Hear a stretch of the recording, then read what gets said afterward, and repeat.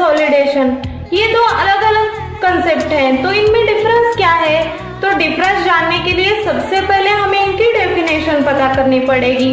Compression एक ऐसा तरीका है, एक ऐसी प्रोसेस है जिससे हम किसी भी थिंग का वॉल्यूम कम करते हैं with the help of mechanical things. अगर हम मशीन से उसको वॉल्यूम कम करेंगे तो उसे हम कंप्रेशन कहेंगे। तो फिर उसके बाद कंसोलिडेशन क्या है? तो जब नेचुरल प्रोसेस से किसी चीज का वॉल्यूम कम होता है तो उसे हम कंसोलिडेशन कहेंगे। कंसोलिडेशन की प्रोसेस सालों से चलती आ रही है। तो एक्चुअल में कंप्रेशन और कंसोलिडेशन ये दोनों में का डिफरेंस है, नेचुरल वर्सेस मैकेनिकल। अगर आपको ये कंसेप्ट समझ में आई तो हमें कमेंट करके। जब आप हैवी इंजीनियरिंग का स्टडी करोगे तो उसमें एक टर्म आएगी रिएक्शन टाइम ऑफ ड्राइवर। तो एक्चुअल में ये क्या है, रिएक्शन टाइम क्या होता है, हमें समझ ही नहीं आ रहा है। तो ये बहुत ही सिंपल कंसेप्ट है जो हमारे डे टू डे में यूज होती है। आप गाड़ी चलाते होगे तो जब भी ड्राइवर के सामने एक आधा ऑब्जेक्ट आएगा, दूसरी गाड़ी आएगी, तो वहां पे जब भी दूसरी गाड़ी आई तो फिर हमें क्या रिएक्शन लेनी है? तो वो जो टाइम होता है ड्राइवर को एकदम उनके दिमाग में क्लिक होने के लिए कि हाँ बाबा हमें गाड़ी राइट को लेनी है, गाड़ी लेफ्ट को लेनी है या फिर ब्रेक दबाना है, इसके लिए जो टाइम लगता है उसे हम रिएक्शन टाइम ऑफ ड्राइवर कहेंगे। नियर अबाउट ये 2 से 3 सेकंड का होता है, उससे ज्यादा नहीं होता है। फ्लेक्सिबल पेमेंट मतलब एक्चुअल में क्या है? तो फ्लेक्सिबल पेमेंट में लेयर्स होते हैं जो सब बेस होगा, सब ग्रेड होगा, बेस कोर्स होगा, वेयरिंग कोर्स होगा। सबसे ऊपर के कोर्स को हम वेयरिंग कोर्स कहेंगे और जो उसके ऊपर जो ट्रैफिक आएगा वो कोर्स में डिवाइड होके सब ग्रेड को जाएगा और उसके नीचे की जो सॉइल प्रेजेंट होती है उसमें लोड डिवाइड होते जाएगा। ये है actual definition of flexible pavement. एक कंटूर मैप प्लॉट किया गया है और वो सर्कल की तरह कंटूर मैप आ गया है। अब सर्कल की तरह जब आपका कंटूर मैप आएगा और जब आप बाहर से उसके कंटूर वैल्यूज चेक करोगे तो फॉर एग्जांपल हम कंसीडर करेंगे कि बाहर के जो सर्कल की वैल्यू है वो 40 है और अंदर के जो लास्ट सर्कल की वैल्यू है वो 10 है। तो फिर वहां पे ज्योग्राफी कैसा होगा? तो जब ये वैल्यू अंदर की तरफ कम होते जाएंगी तो वहां पे ज्योग्राफी पॉइंट्स रहेगा।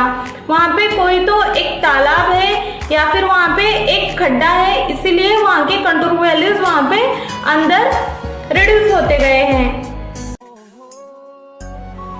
एक एरिया है उसका कंटूर मैप तैयार किया गया हुआ है और उसके जो कंटूर लाइंस हैं वो सेंटर की तरफ अंदर बढ़ते जा रहे हैं। फॉर एग्जांपल एक सर्कल है, उसका कंटूर जो है वो 50 है और जब जब हम अंदर की तरफ जाते हैं तो उसका कंटूर बढ़ते जाता है।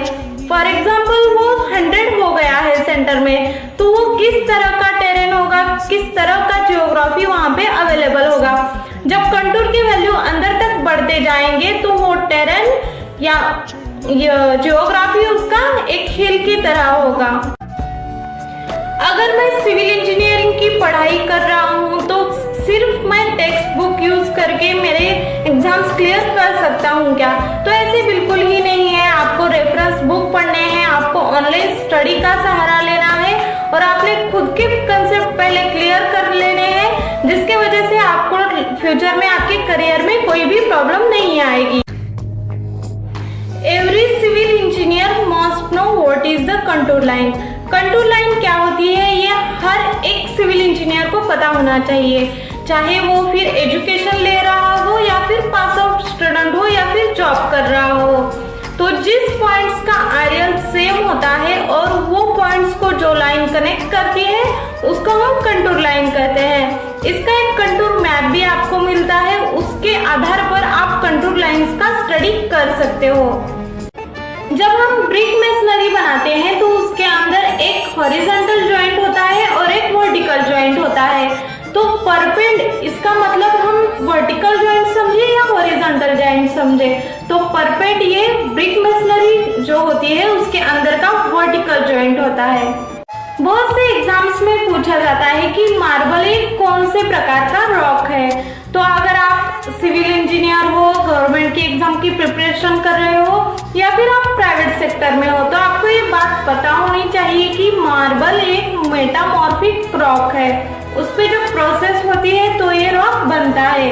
ये आप अच्छे से नोट डाउन कर लीजिए, क्योंकि आने वाले एग्जाम के पीरियड में ये क्वेश्चन बहुत ही इम्पोर्टेंट है।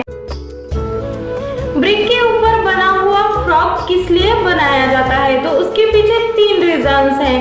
पहला और इम्पोर्टेंट रीजन मतलब वो दूसरे ब्रिक के साथ की बनाने के लिए और मोटर अच्छे से वहाँ पे लॉक होने के लिए फ्रॉक बनाया जाता है। दूसरा, उस पे मैन्युफैक्चरर का इम्प्रेशन बनाने के लिए बनाया जाता है। तीसरी बात है जो बहुत ही इम्पोर्टेंट है, वो ब्रिक का वेट भी रिड्यूस करने के लिए वहाँ पे फ्रॉक बनाया जाता है। शैलो फाउंडेशन कब यूज किया जाता है? तो जब आपके स्ट्राटा की डेप्थ 3 to 4 मीटर होगी तब हमें शैलो फाउंडेशन यूज किया जाता है।